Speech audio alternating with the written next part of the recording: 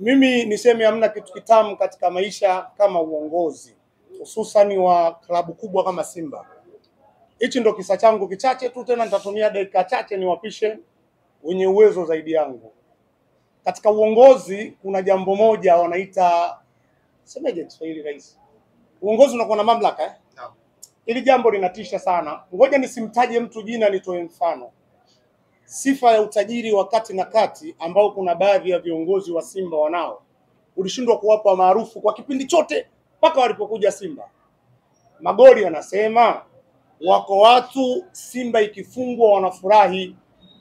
Maksudi ya kuja hapa, Mwenyezi Mungu anasema mnapoona kuna jambo lolote, kila mkipiga hesabu mnaona haliji, basi nishtakieni hilo jambo, mimi ni hukumu. Kama mimi mmoja wapo niseme, mimi kiasili nyumbani kwetu ni Tanga. Jambo hili kilichonileta kimsingi ni dua. Mungu anaombwa kwa njia nyingi sana, mila na desturi, anaombwa kwa misingi ya dini na vitu vingine. Sasa mimi nitoe ushauri kwa mtu anayefanya, Mwenyezi Mungu anaweza kumnusuru kwa sasa, na kwa sababu ni mwenzetu na ni mmoja wetu, kabla haijafanywa dua, yeye amwambie Mungu, mimi nimekaa pembeni, atupishe tuendelee na mijadala mengine, kwa sababu nia sio nzuri. Mungu katuelekeza, kwa mfano mimi nishanunua brother Shabani mbuzi, na Mungu kasema awe hana aibu.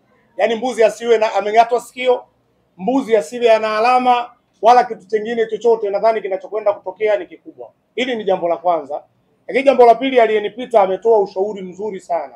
Sisi tunapata changamoto, si ndio influencers wa Simba. Tuko wengi sana, ukianza kutaja majina tutakuwa hatumalizi. Sisi ndio tunajaribu kuambia watu nje kwamba jamani, hapa tulipokwenda tumefikishwa. Nani ametufikisha hatumfahamu. Njia rahisi ya kumfahamu waliotufikisha ni utulivu, sio kelele. Viumbe dhaifu wote duniani hutegemea kelele katika kujisalimisha. Tatumia mfano. Ukenda ukaona manyumbu wamekaa sehemu, ukiwatisha cha kwanza wanapiga kelele. Anaowawinda manyumbu wanapiga kelele akishiba. Na kusudia Simba, na kusudia chui, huwa afoki hata kidogo mpaka akihakikisha nimeshiba, kwa sababu kelele inamstua mtu mwingine. Kwa bahati mbaya Simba tungeweza kumjua mnafiki haraka sana kama tusingekuwa tunapiga kelele, kwa sababu tunaelekea kwenye dua. Tufanye utulivu.